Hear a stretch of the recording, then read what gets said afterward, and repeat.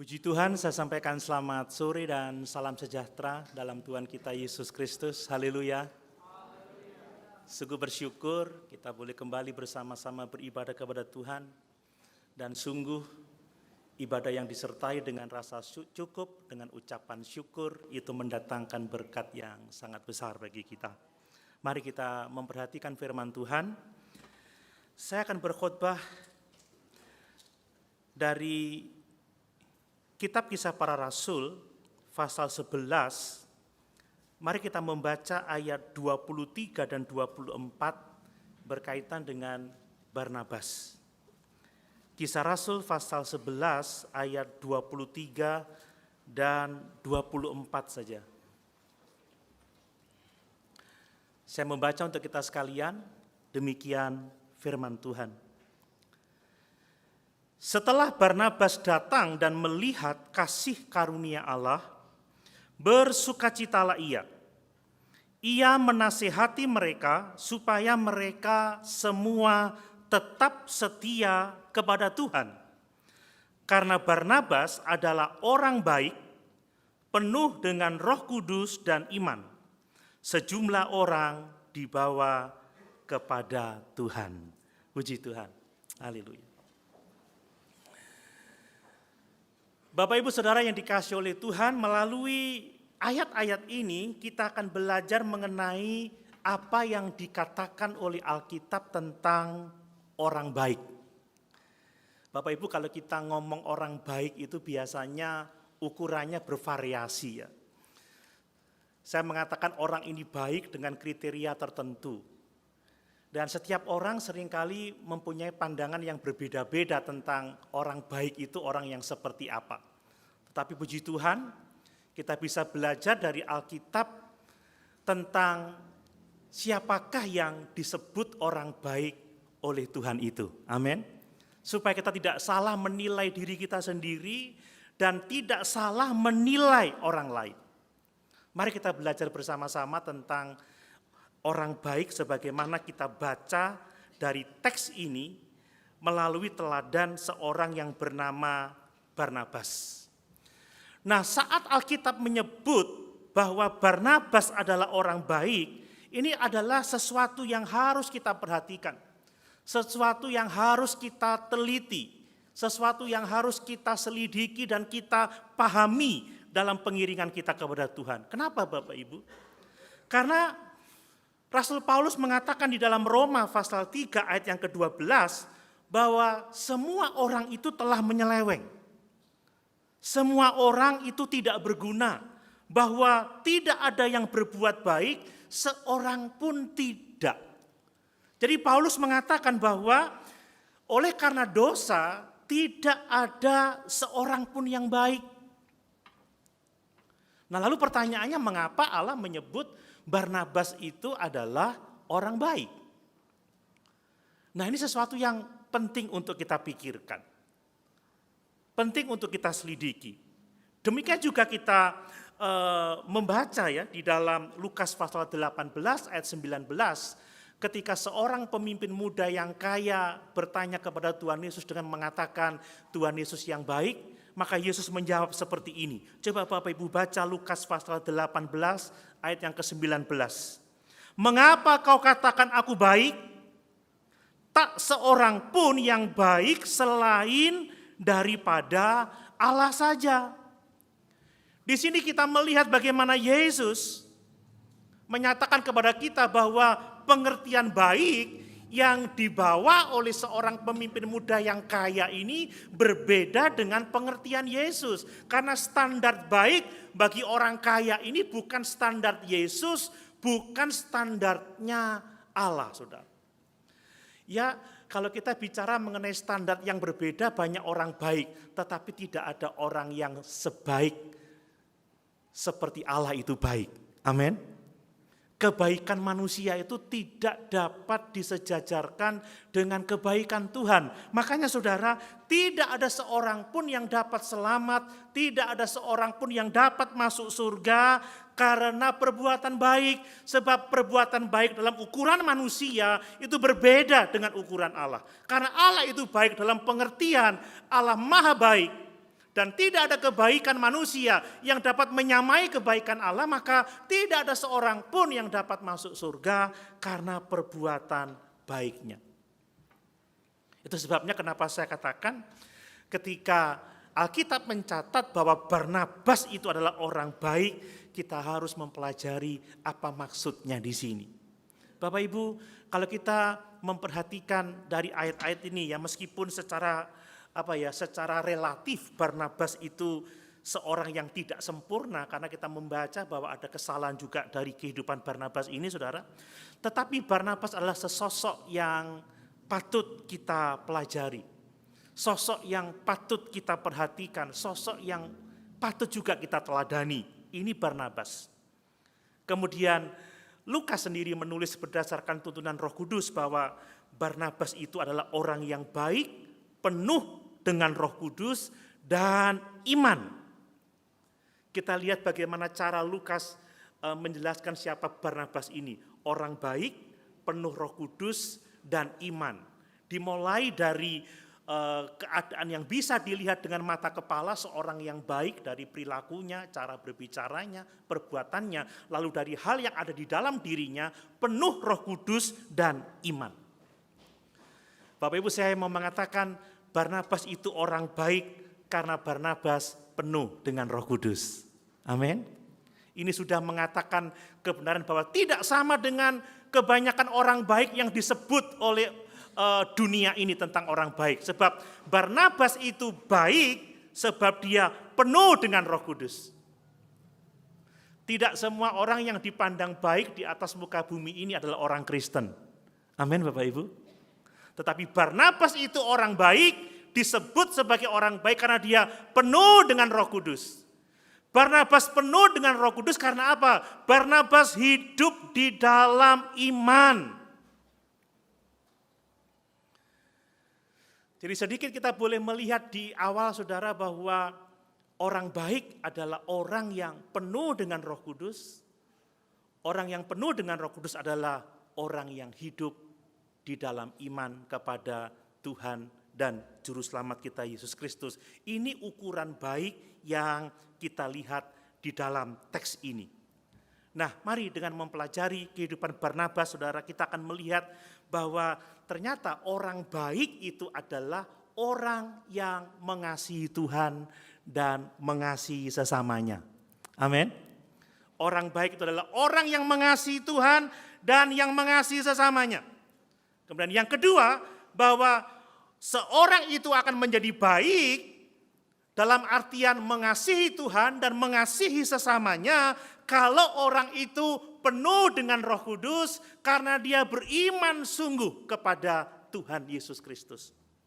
Dan yang ketiga, kita akan belajar bahwa dengan melihat kehidupan Barnabas, sekalipun Barnabas dikatakan baik, tetapi ternyata orang baik pun tidak sempurna, saudara. Orang baik pun tidak sempurna, bahkan orang baik pun itu masih juga memiliki kelemahan dan kegagalan di dalam hidupnya. Mari kita akan belajar 3 hal ini, saudara.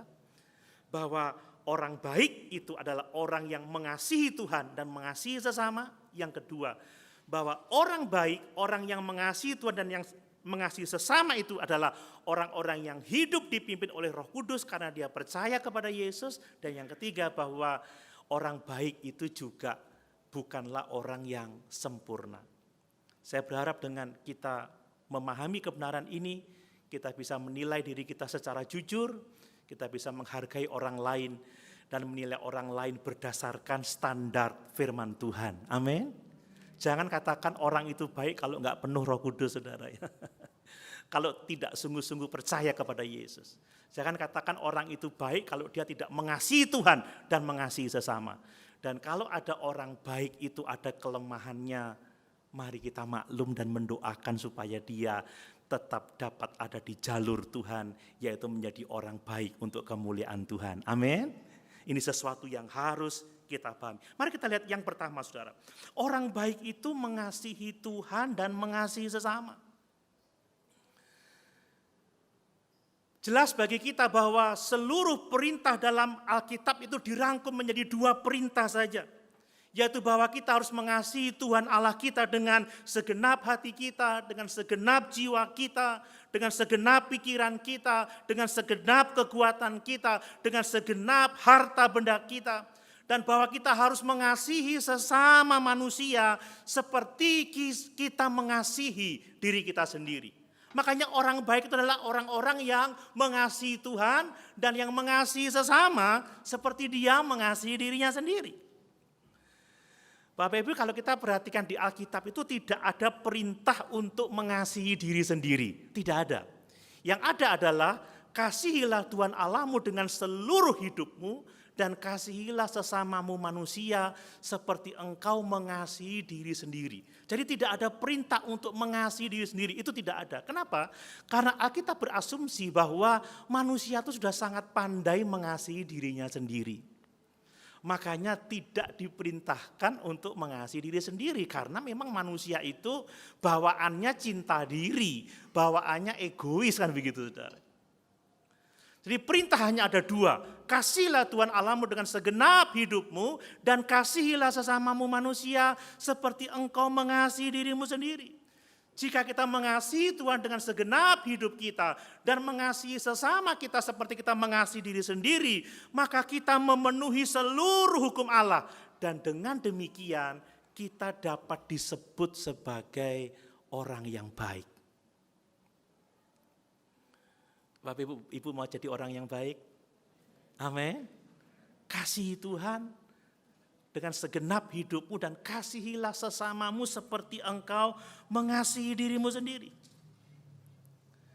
Ya, sekalipun pada akhirnya kita melihat dalam kehidupan Barnabas bahwa Barnabas jauh dari sempurna, tetapi kita melihat bahwa Barnabas punya tujuan hidup untuk apa? Untuk mengasihi Tuhan dan mengasihi sesama. Bapak Ibu jangan memandang orang itu dengan sebelah mata ya. Saudara, kalau orang tidak sempurna itu wajar, orang ada kelirunya itu wajar. Tapi seperti Barnabas, orang baik itu sekalipun enggak sempurna, tujuan hidupnya itu mengasihi Tuhan dan mengasihi sesama. Kita bisa melihat itu dalam kehidupan orang itu. Jadi jangan kita menjadi lemah dan putus asa kalau kita melihat orang-orang yang kita pandang baik tetapi juga ada kelemahannya, memang demikianlah kita masih manusia. Tetapi kita harus bisa memastikan bahwa orang yang baik sekalipun dia lemah, bahwa tujuan hidupnya adalah untuk mengasihi Tuhan dan mengasihi sesama. Nah sekarang coba kita lihat tentang mengasihi Tuhan. Saudara, orang baik itu mengasihi Tuhan. Nah pertanyaannya, kita mengasihi Tuhan itu dengan cara yang seperti apa? Banyak orang yang berkata, aku mengasihi Engkau Yesus dengan segenap hatiku. Tapi dia tidak tahu harus berbuat apa, saudara. Mari kita lihat dari kehidupan Barnabas, bagaimana kita bisa mengasihi Tuhan. Bapak Ibu, Barnabas itu adalah orang yang sangat religius. Dia seorang Lewi. Dia adalah suku yang harus melayani Tuhan di bait suci. Namun demikian kita harus mengingat bahwa agama Yahudi itu tidak bisa menyelamatkan orang-orang Yahudi. Tidak bisa. Tetapi pada titik tertentu kita tidak tahu itu kapan, mungkin pada hari Pantekosta ya, ketika Barnabas dia menyadari keberdosaannya dan menerima Yesus sebagai Tuhan dan Juru Selamat secara pribadi, baru saat itu Barnabas itu dilahirkan kembali, saudara. Barnabas lahir baru, dia diangkat menjadi anak Allah oleh karena anugerah dan iman saja. Dan sebagai orang yang percaya inilah Barnabas disebut sebagai orang yang baik, orang yang mengasihi Tuhan. Apa yang saya mau katakan adalah bahwa saudara, kita tidak bisa mengasihi Tuhan sampai kita benar-benar percaya kepada Yesus sebagai Tuhan dan Juru Selamat kita secara pribadi. Amin. Kita tidak akan dapat benar-benar mengasihi Tuhan sebelum kita lahir baru. Banyak orang mengaku Kristen, banyak orang mengaku percaya, tetapi mengapa tidak mengasihi Tuhan? Mengapa tidak percaya sungguh-sungguh kepada firman Tuhan? Kenapa tidak sungguh-sungguh taat? Kenapa tidak sungguh-sungguh melayani Tuhan? Karena dia belum sungguh-sungguh lahir baru. Hanya orang-orang yang sungguh-sungguh percaya kepada Yesus sebagai Tuhan dan Juru Selamatnya secara pribadi. Hanya orang-orang yang telah lahir baru yang akan dapat mengasihi Tuhan. Oleh karena Tuhan terlebih dahulu mengasihi dia. Bapak Ibu jangan mimpi bisa mengasihi Tuhan sebelum Bapak Ibu sungguh-sungguh bertobat. Sungguh-sungguh terima Yesus dan sungguh-sungguh lahir baru. Makanya jangan heran saudara kalau ada banyak orang Kristen KTP. Tapi kebaktiannya setahun sekali tiap Natal kan begitu ya. Kadang sebulan sekali lah lebih baik tiap perjamuan kudus karena berharap dengan perjamuan kudus ada mujizat yang terjadi kan begitu. Atau kalau ada yang maksa-maksa ngajak kebaktian kan begitu. Orang-orang yang seperti itu saya pikir belum benar-benar lahir baru saudara. Mengaku percaya tetapi tidak lahir baru. Imannya bukan iman yang menyelamatkan, bukan iman yang disertai dengan pertobatan, bukan iman yang disertai dengan ketaatan kepada Yesus. Saya berharap kita bisa menyadari bahwa kalau kita bisa mengasihi Tuhan itu karena Tuhan terlebih dahulu mengasihi kita. Amin. Kasih apapun yang kita dapat tunjukkan kepada Allah itu karena Allah terlebih dahulu mengasihi kita dan kasih kita kepada Allah itu adalah sebagai respon kita terhadap kasih Allah dalam hidup ini.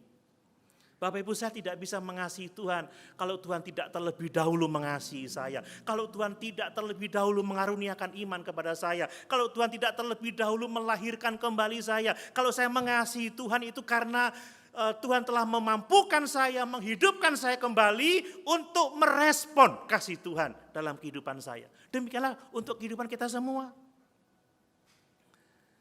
Dan saat kita menerima iman, saat kita menerima anugerah keselamatan kehidupan yang kekal, saat itu juga kita dapat merespon kasih Allah dengan cara apa? Dengan cara melayani dia dan mentaati dia dengan sepenuh hati. Amin Bapak Ibu. Kalau orang sungguh-sungguh lahir baru, kalau orang sungguh-sungguh percaya Yesus, maka dia akan mengasihi Tuhan dengan cara apa? Melayani Tuhan dan taat kepadanya dengan sungguh-sungguh. Inilah yang mau saya katakan bahwa kita bisa mengasihi Tuhan karena Tuhan terlebih dahulu mengasihi kita.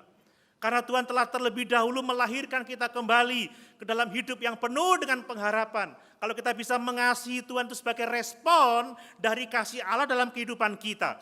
Dan respon mengasihi Tuhan adalah melayani dia dengan sepenuh hati dan taat dengan sungguh-sungguh kepada Tuhan. Bapak Ibu saya mengungkapkan dua hal itu berdasarkan kehidupan Barnabas. Barnabas itu melayani Tuhan dengan sepenuh hati. Coba kita baca di dalam Kisah Rasul 13 ayat yang kedua. Barnabas itu mengasihi Tuhan dengan sepenuh hati.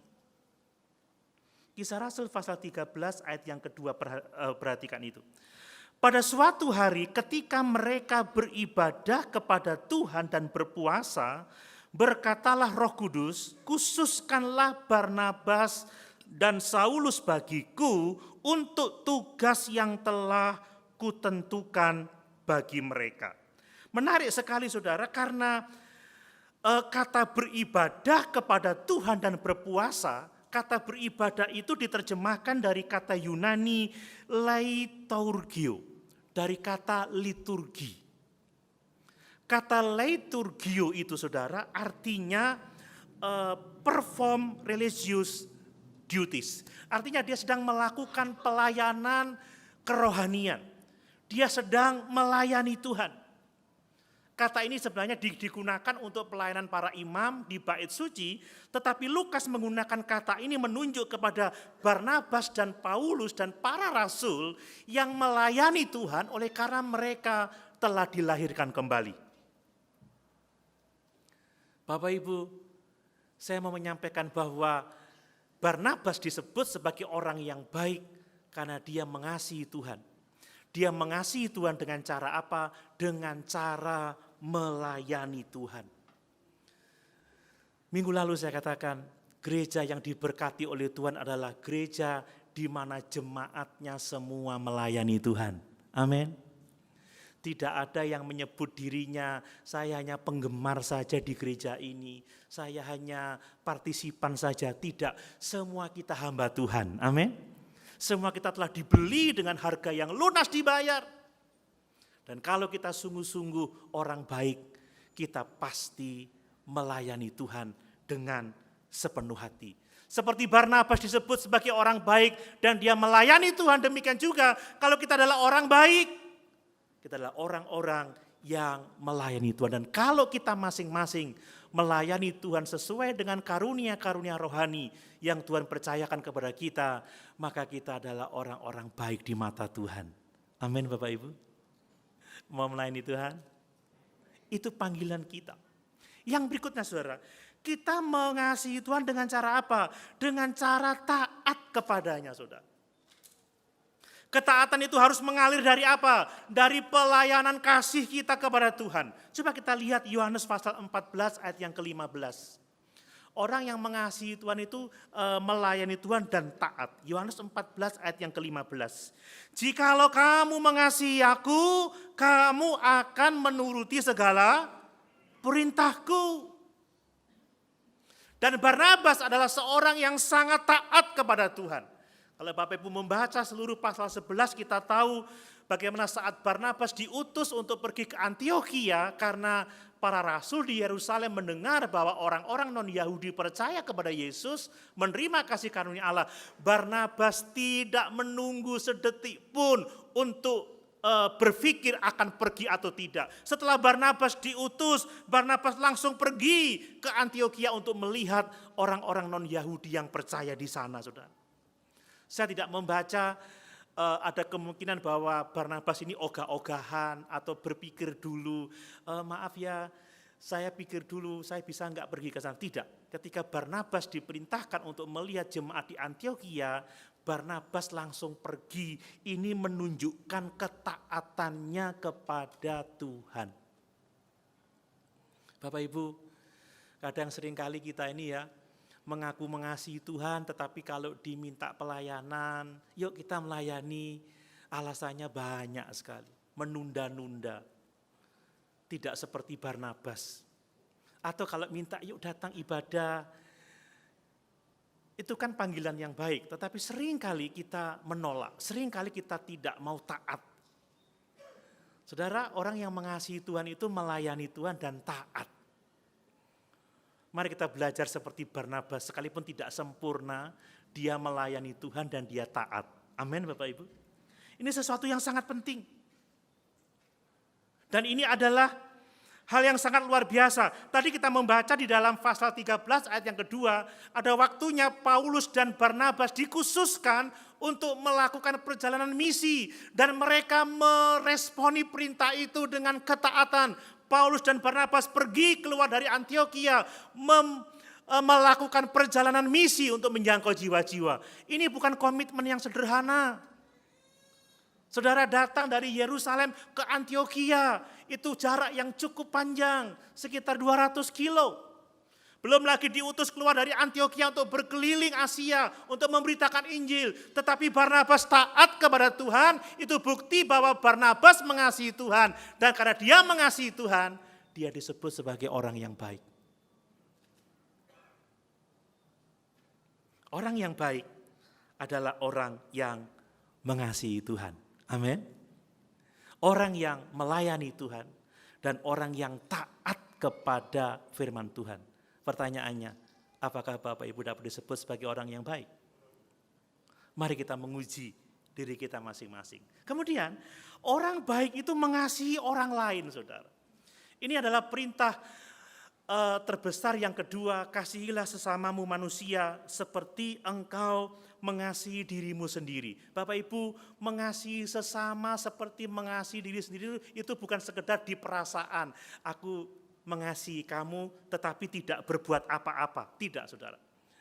Mengasihi sesama seperti mengasihi diri sendiri adalah komitmen untuk rela berkorban mencari kebaikan tertinggi dari orang yang kita kasih. Saya yakin semua kita mau berkorban untuk diri kita sendiri, untuk kebaikan kita. Amin. Kita mau melakukan apa saja untuk diri kita. Kita mau mengorbankan apa saja untuk diri kita. Ingat kalau sakit saudara, apa yang tidak kita korbankan untuk biaya pengobatan kita? Kalau kita menginginkan sesuatu, apa yang tidak kita korbankan untuk memenuhi keinginan itu? Mengasihi sesama artinya kita berkomitmen untuk rela berkorban demi kebaikan orang lain. Dan hal yang terbaik bagi orang lain adalah kalau orang itu diselamatkan. Amin Bapak Ibu. Kebaikan tertinggi yang dapat dimiliki oleh seseorang adalah kalau dia diselamatkan. Kalau dia memiliki kehidupan yang kekal, kalau dia memiliki persekutuan dengan Allah, kalau dia memiliki hubungan yang benar dengan Tuhan. Ingat, apa artinya kita memiliki seluruh isi dunia ini kalau jiwa kita binasa? Itu sebabnya kenapa firman selalu diberitakan, nasihat selalu dibagikan, teguran juga dinyatakan. Karena tidak ada yang lebih baik daripada memiliki hubungan yang benar dengan Tuhan.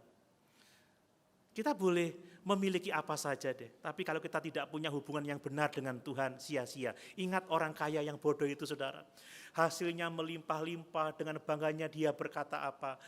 Hei jiwaku tenanglah, ada banyak harta padamu, aku akan memperbesar lumbungku, memperbanyaknya.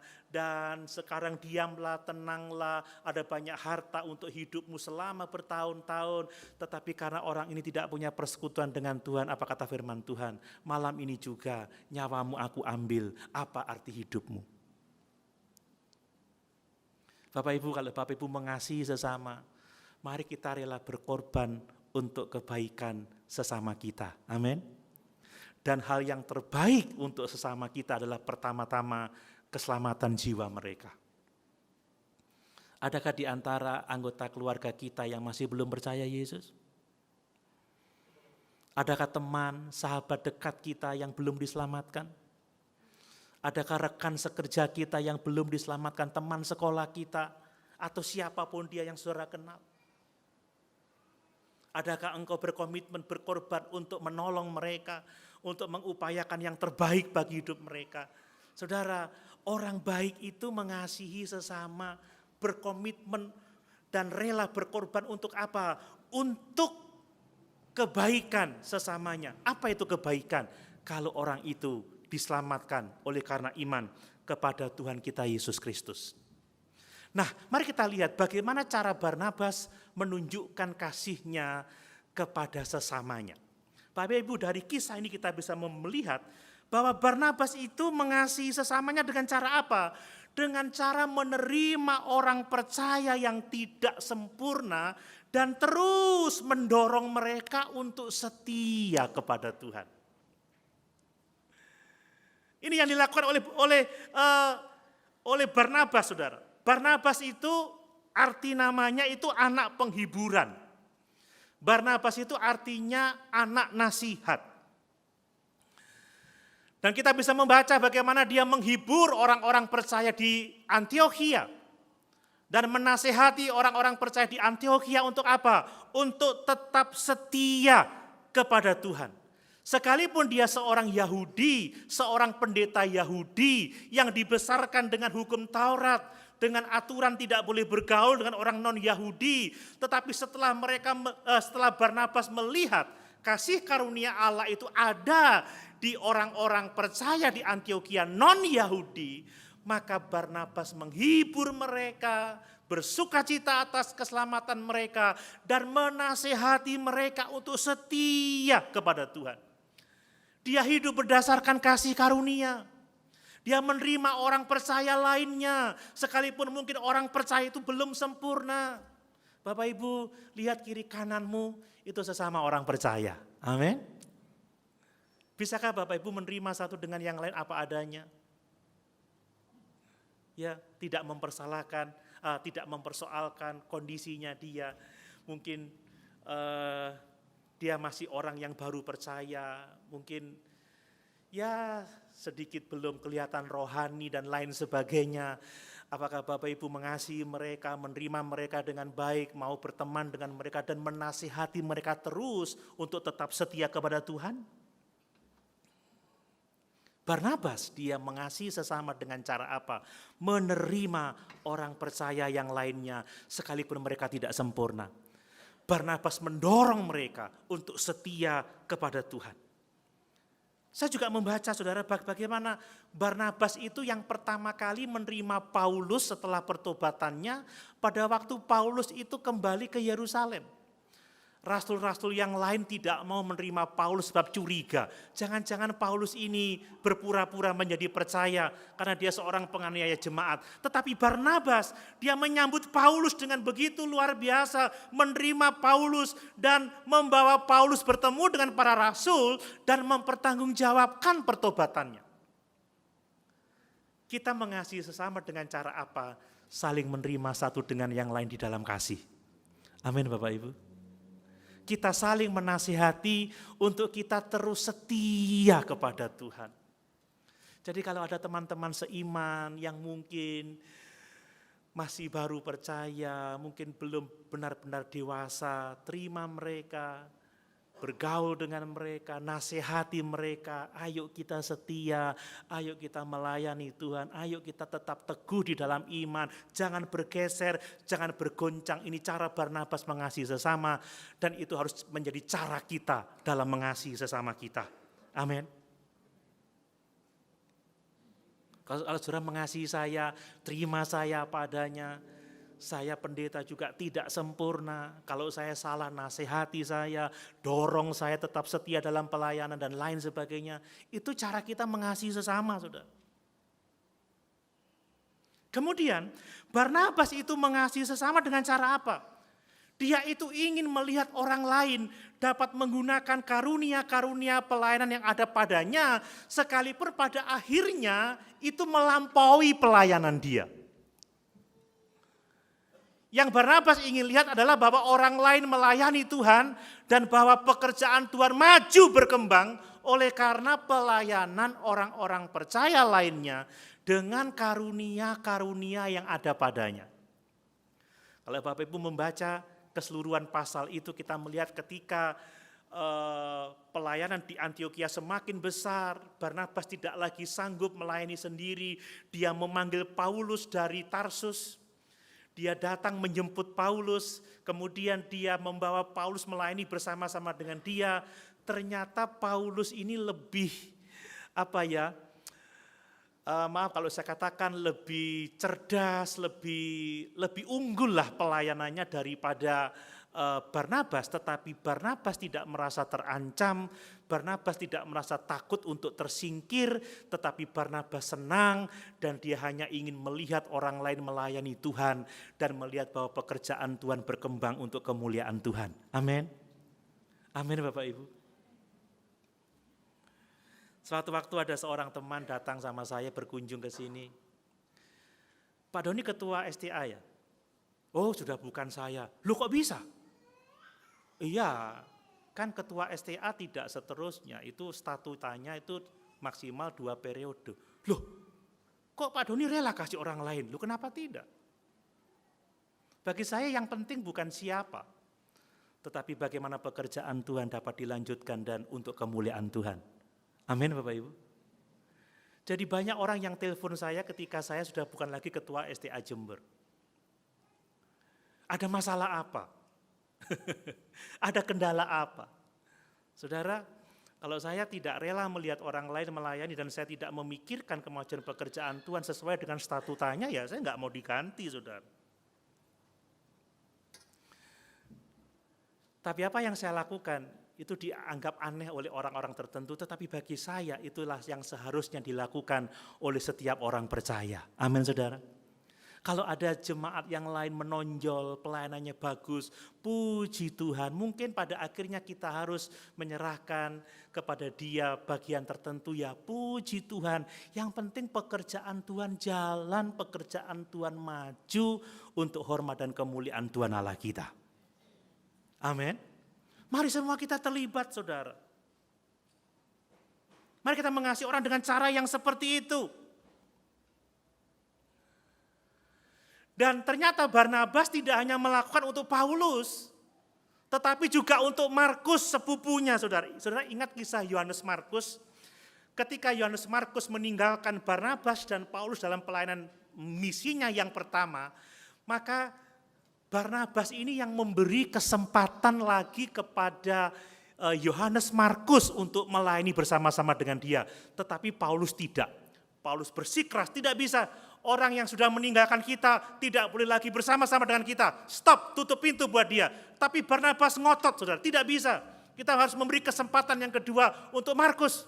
Mereka bersitegang sampai pada akhirnya Paulus itu berpisah dengan Barnabas. Saya melihat dua-duanya ada benernya, tetapi dua-duanya ada salahnya. Cuman saya melihat di sini bagaimana Barnabas itu memberi kesempatan kepada orang yang telah meninggalkan mereka untuk bangkit dan melayani Tuhan. Bapak Ibu, saya melakukan itu sudah cukup lama. Ada kalanya orang bilang, orang gitu kok diterima aja sih, kok enggak diusir keluar aja. Bapak Ibu, tidak ada seorang pun yang sempurna. Amin. Amin. Setiap orang itu membutuhkan kesempatan kedua. Ingat kalau kita belajar kitab Yunus, God is God second chance. Allah itu adalah Allah kesempatan kedua.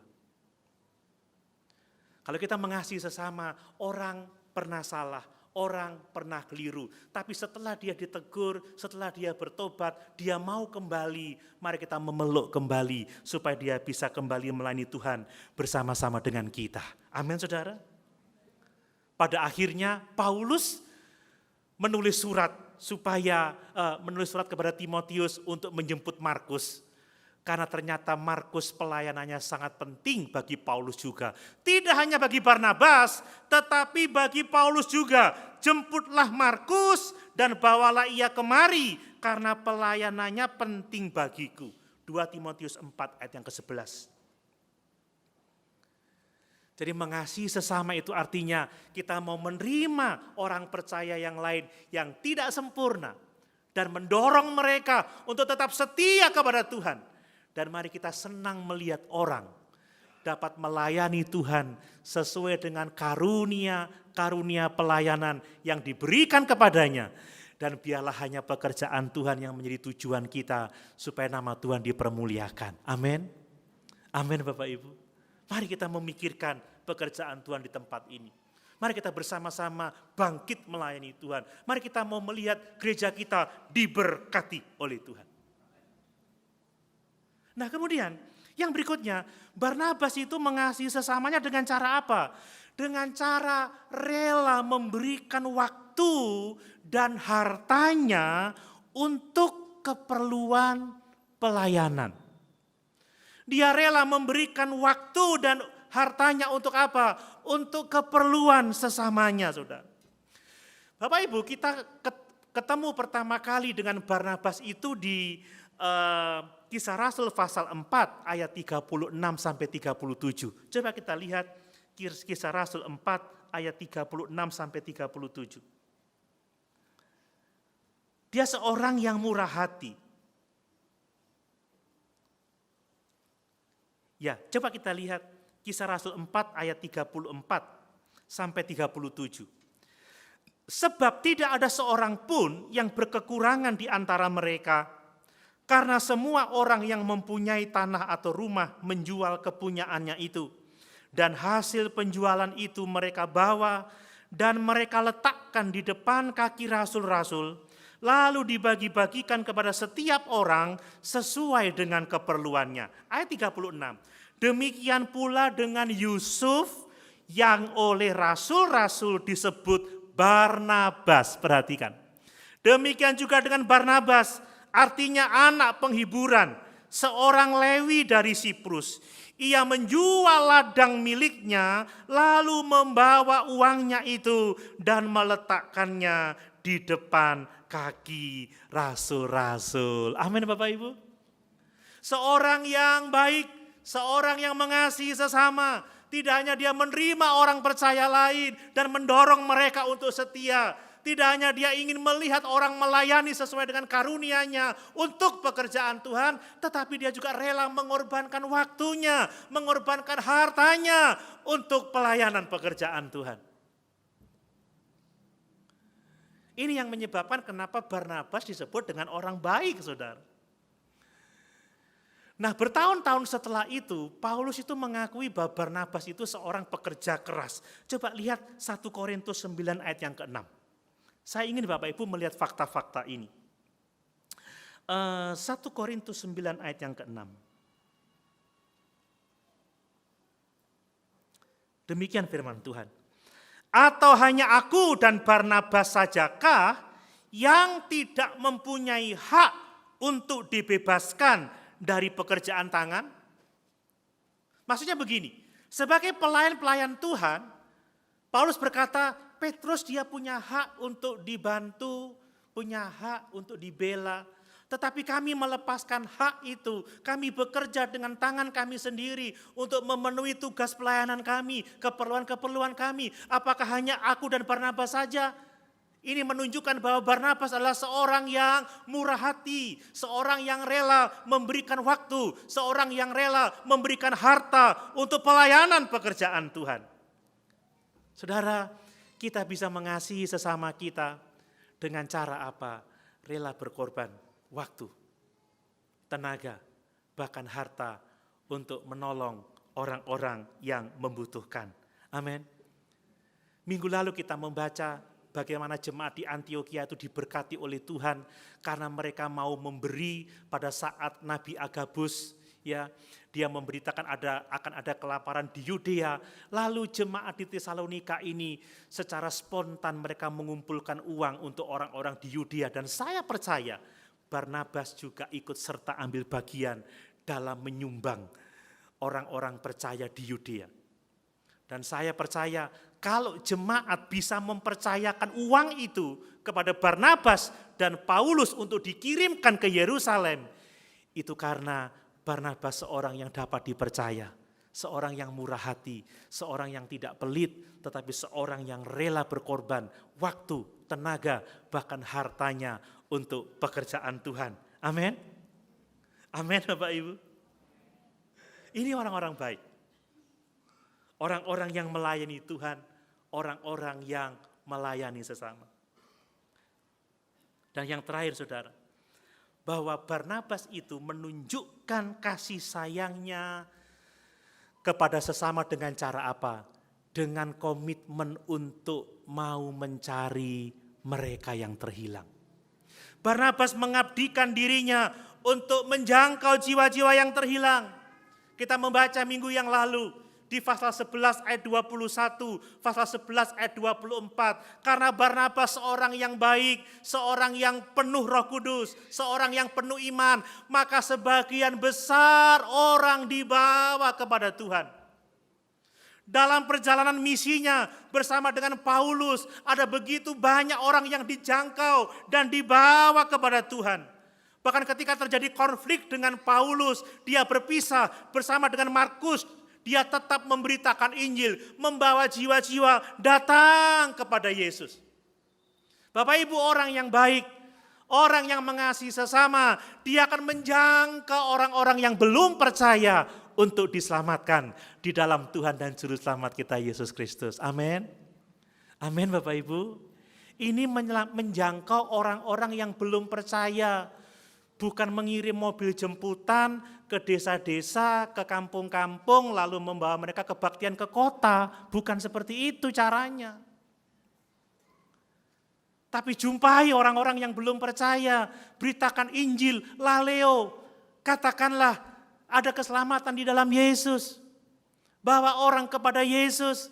Baru kalau dia mau dibawa ke gereja, puji Tuhan. Kalau mau ke gereja lain ya enggak apa-apa, tapi jangan lalu sedot sana, sedot sini, kumpulkan di sini. Itu bukan penjangkauan jiwa, tapi itu menyakiti hati pendeta-pendeta lain.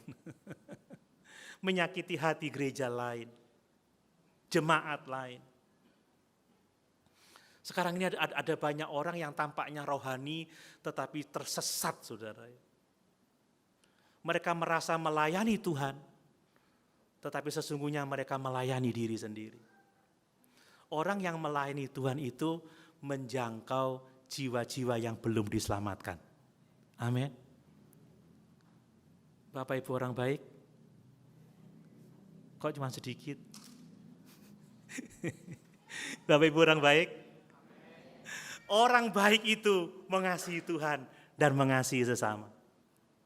Orang mengasihi Tuhan itu dengan cara apa? Melayani Tuhan dengan sepenuh hatinya. Taat kepada Tuhan, taat kepada firman-Nya dengan segenap hatinya. Orang yang mengasihi sesama itu mau menerima sesama orang percaya dengan berbagai macam kelemahannya dan selalu mendorong mereka untuk tetap setia kepada Yesus. Amin Bapak Ibu. Orang yang baik itu ingin melihat orang lain melayani Tuhan dengan karunia-karunia yang ada padanya, dengan tidak khawatir bahwa posisinya akan digantikan. Orang yang baik itu melayani sesama dengan cara apa? Dengan cara rela mengorbankan hartanya, waktunya, tenaganya untuk kebaikan sesama. Dan orang yang baik adalah orang yang mau menjangkau jiwa-jiwa untuk dibawa kepada Tuhan. Amin Bapak Ibu. Mari sama-sama kita berdiri.